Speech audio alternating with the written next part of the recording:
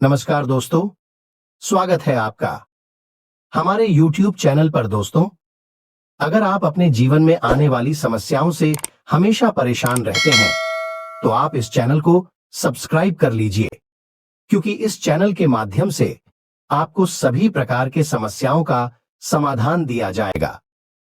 दोस्तों, 18 सितंबर 2023 हरतालिका तीज के दिन अगर आप इस वृक्ष को मात्र छू कर आ जाते हैं, तो आपकी जन्मों की गरीबी, दुख, दर्द, कष्ट, पीड़ा उसी समय से मिटनी शुरू जाएगी और आप हो जाएंगे धनवान, मालामाल। दोस्तों, स्वागत है। यदि आप भी आपके घर की सुख शांति, संतान की कमी और धन की कमी या कर्ज से परेशान हैं, या आपका भाग्य आपका साथ नहीं दे रहा है और आपके कार्य नहीं बन रहे हैं, तो दोस्तों 18 सितंबर 2023 हरतालिका तीज पर इस वृक्ष को मात्र छू कर आ जाना।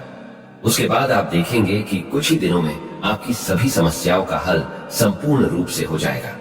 दोस्तों, इस बार 2023 का साल बहुत ही दिव्य और दुर्लभ संयोग लेकर आया है और इस बार 18 सितंबर को सबसे बड़ी तीज हरतालिका तीज पड़ने जा रही है।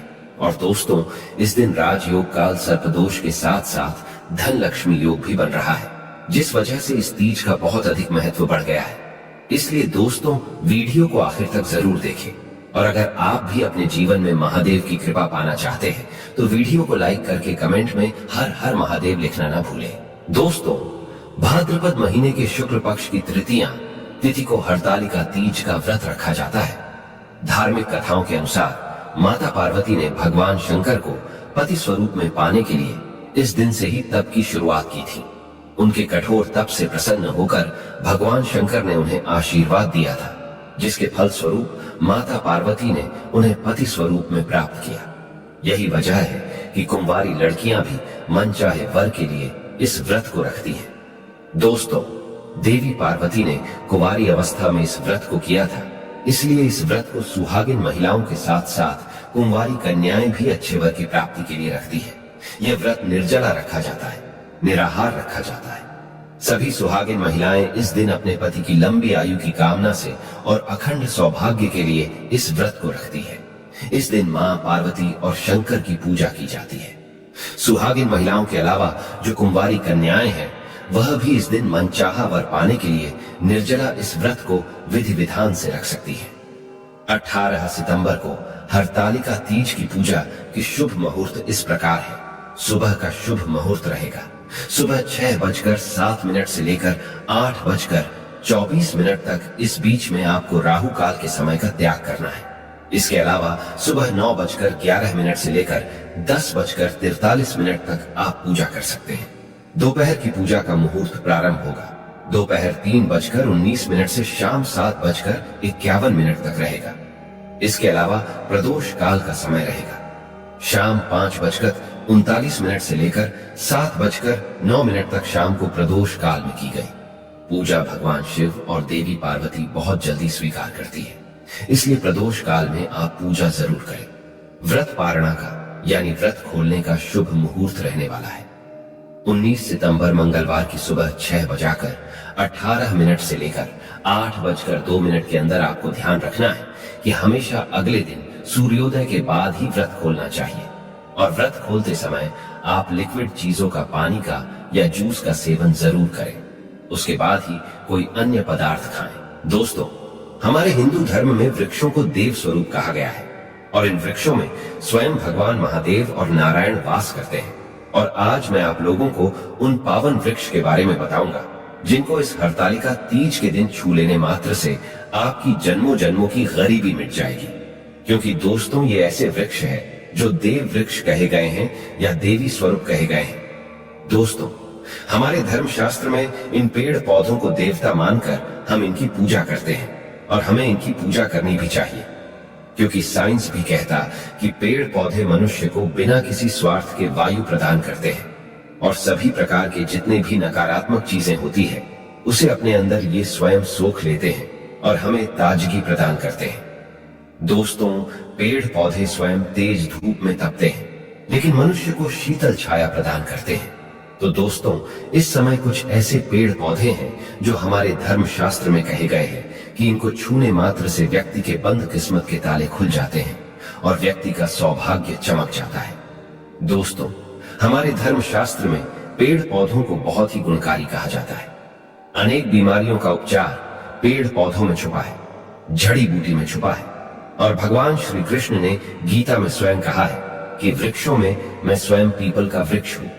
इसलिए दोस्तों, पीपल के वृक्ष को वृक्षों का राजा कहा जाता है, क्योंकि पीपल वृक्ष की जो आयु होती है वो सबसे ज्यादा होती है। इसलिए भगवान श्री कृष्ण ने स्वयं कहा कि वृक्षों में पीपल हूं। तो दोस्तों, चलिए अब मैं आप लोगों को उन पावन वृक्षों के बारे में बताऊंगा जो कि कल्याणकारी हैं, जो मंगलकारी हैं।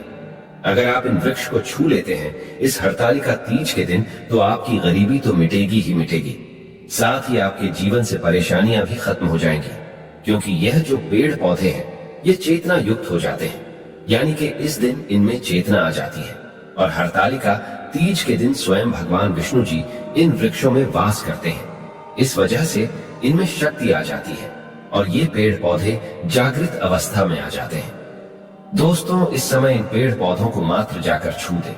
खास करके जो देवी स्वरूप कहे गए हैं, यानी माता लक्ष्मी स्वरूप माने गए हैं, भगवान विष्णु जी के स्वरूप माने गए हैं, तो इन पेड़ पौधों को आप ऐसे छू कर आ जाते हैं तो आपके जीवन की जो परेशानी है, दुख तकलीफ है, कष्ट रोग बीमारी है, कलह क्लेश है, जीवन में बहुत बड़ी समस्याएं हैं, सब समाप्त हो जाएगी।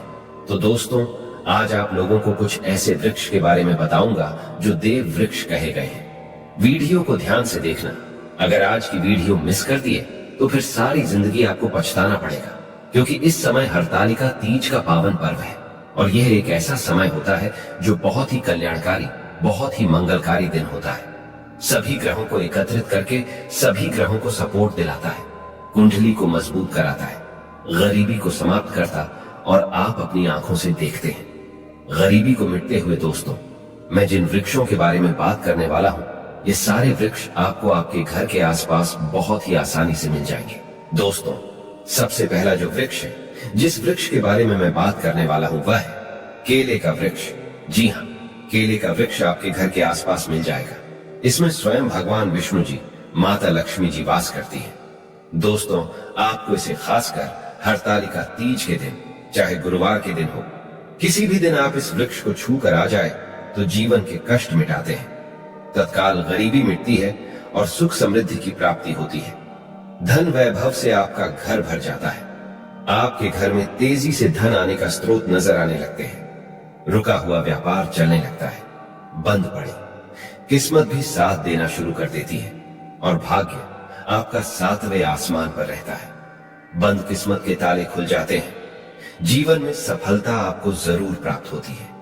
कार्य क्षेत्र में भी आपको लाभ होता है। तो दोस्तों, आपको केले का वृक्ष आसपास मिल जाएगा तो इस वृक्ष को, इस पेड़ को छूकर आ जाए। इसमें स्वयं भगवान विष्णु जी वास करते हैं। केले का पेड़ बहुत ही पवित्र माना जाता है। कहते हैं केले के पेड़ में अगर हरतालिका तीज के दिन अगर एक लोटा जल गुरुवार के दिन दिया जाए, हल्दी चना किशमिश डालकर, तो जीवन में यश मान सम्मान की प्राप्ति और संतान की प्राप्ति होती है। अगला वृक्ष है दोस्तों तुलसी का पौधा। दोस्तों, तुलसी के पौधे को अगर आप छू कर आ जाते हैं तो जीवन के कष्ट मिटते हैं। इसमें भी माता लक्ष्मी का वास होता है। तुलसी के पौधे को छूने से भी आपकी गरीबी तत्काल मिटती है, महालक्ष्मी की कृपा बरसती है, घर से दुर्भाग्य दूर होता है। इसलिए हरतालिका तीज के दिन पीपल के वृक्ष के साथ साथ तुलसी का पौधा भी आपको घर के आसपास मिल जाएगा, या फिर आपके घर में लगा है तो सुबह शाम के दिन आप इन्हें छू कर आ जाए और अपनी मनोकामना जरूर बोल दें। साथ ही अगर बेल का वृक्ष भी मिल जाए तो इसे भी छू कर आ जाए तो बहुत ही लाभ और कल्याणकारी है। इसमें स्वयं नारायण और माता पार्वती वास करती है। दोस्तों, बेल का वृक्ष भी बहुत ही शुभ है और शमी का वृक्ष भी छू कर आ जाए, ये भी बहुत ही शुभ माना जाता है। इसमें भी सभी देवी देवता निवास करते हैं। साथ ही साथ नीम का पेड़ या फिर आम का पेड़ भी छू कर आ जाए, गरीबी मिटती है। अब अगला वृक्ष है दोस्तों पीपल का वृक्ष। पीपल के वृक्ष में स्वयं भगवान नारायण वास करते हैं, स्वयं भगवान विष्णु जी वास करते और माता लक्ष्मी जी वास करती हैं। तो हरतालिका तीज के दिन आपको पीपल के वृक्ष को जरूर छूकर आ जाना है। सुबह या फिर शाम के समय छूकर आए। और जब पीपल को आप छुएंगे तो ओम नमो भगवते वासुदेवाय इस मंत्र का जाप करते हुए छूना है। अपनी मनोकामना बोलते हुए छू देना है। दोस्तों, जो भी आपकी मनोकामना है, नौकरी को लेकर, बिजनेस व्यापार को लेकर, धन को लेकर, कार्य को लेकर, संतान को लेकर, विवाह को लेकर, किसी प्रकार की समस्या शत्रुओं को लेकर हो, तो आपको बस भगवान विष्णु जी के वृक्ष पीपल के सामने ऐसे आपको अनुभव करना है कि वे उपस्थित है, प्रकट है, और उन्हीं का स्मरण करते हुए छू कर आ जाना है। तत्काल देखेंगे 24 घंटे के अंदर आपकी मनोकामना पूरी होगी। बाकी आपकी मर्जी। दोस्तों, इतना पावरफुल ये उपाय है कि इसको करने से आपके जीवन के दुर्भाग्य दूर होंगे, कष्ट मिटते हैं, जीवन से गरीबी दूर होती है। दोस्तों, पीपल के वृक्ष में वैसे तो सभी देवी देवता निवास करते हैं, लेकिन हरतालिका तीज के दिन भगवान विष्णु और माता लक्ष्मी स्वयं निवास करने आती है, बैकुंठ लोक से धरती पर। इसलिए पीपल के वृक्ष को जरूर स्पर्श करके आप अपनी मनोकामना बोल देना, तत्काल आपकी गरीबी मिटेगी। आइए दोस्तों, अब जान लेते हैं हरतालिका तीज के कुछ और जरूरी उपाय और कथा। एक बार भगवान भोलेनाथ ने माता पार्वती को उनके पूर्व जन्म के बारे में बताते इस व्रत के महत्व को समझाया। माता पार्वती ने बहुत छोटी उम्र में ही भगवान भोलेनाथ को अपने पति के रूप में स्वीकार कर लिया था। उन्होंने बाल्यावस्था में ही 12 वर्षों तक हिमालय के किनारे बैठकर कठिन तप शुरू कर दिया। अपने इस तप के दौरान उन्होंने बिना कुछ खाए पिए अपना जीवन व्यतीत किया। उन्होंने जीवित रहने के लिए सूखे पत्ते और हवा खाकर ही कई वर्षों तक गुजारा किया। देवी पार्वती को इस स्थिति में देखकर उनके पिता बहुत दुखी रहते थे। देवी पार्वती की तपस्या को देख भगवान विष्णु प्रसन्न हो गए, जिसके बाद महर्षि नारद उनके पिता के पास भगवान विष्णु का रिश्ता लेकर पहुंचे। भगवान विष्णु से रिश्ते की बात सुनकर उनकी खुशी का तो ठिकाना नहीं रहा।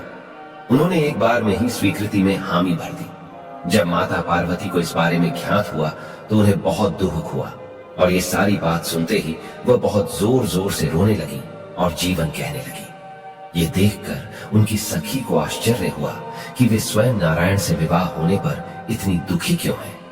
तब उन्होंने अपनी सखी को उत्तर देते हुए कहा, वे इतना कठिन तप और व्रत भगवान भोलेनाथ को पति रूप में पाने के लिए कर रही हैं, लेकिन उनके पिता उनकी शादी भगवान विष्णु से ही करवाना चाहते थे। तब उनकी सखी ने उन्हें वन में तप करने की सलाह दी। उनके कहने के अनुसार देवी पार्वती ने एक गहरे वन में पहुंच गई। वहां एक गुफा में बैठकर तपस्या करने लगी। उन्होंने स्वयं को पूरी तरीके से भगवान शिव की भक्ति में लीन कर लिया। भाद्रपद के शुक्ल पक्ष की तृतीया तिथि के दिन देवी पार्वती ने रेत से शिवलिंगन बनाया और रात भर जागकर भगवान शिव की स्तुति की। माता पार्वती के इस समर्पण को देखकर भोलेनाथ प्रसन्न हो गए और उन्हें स्वयं को उनके पति रूप में मिलने का वरदान दिया। माना जाता है कि जो भी महिला इस दिन पूरे विधि विधान और श्रद्धा पूर्वक व्रत करती है, उन्हें इच्छानुसार वर की प्राप्ति होती है। इसके साथ विवाहित स्त्रियों को भी खुशहाल दाम्पत्य जीवन का सुख प्राप्त होता है। इसलिए हरतालिका तीज के इस व्रत को इतना महत्वपूर्ण बताया जाता है। तो दोस्तों, वीडियो को लाइक जरूर करें, कमेंट में लिखें हर हर महादेव, ओम नमः शिवाय, और साथ ही इस चैनल पर यदि पहली बार आए हैं तो चैनल को सब्सक्राइब कर लें और इस बेल आइकन को जरूर दबा दें, ताकि आपको हमारी हर वीडियो की नोटिफिकेशन समय समय पर आपको मिलती रहे। धन्यवाद।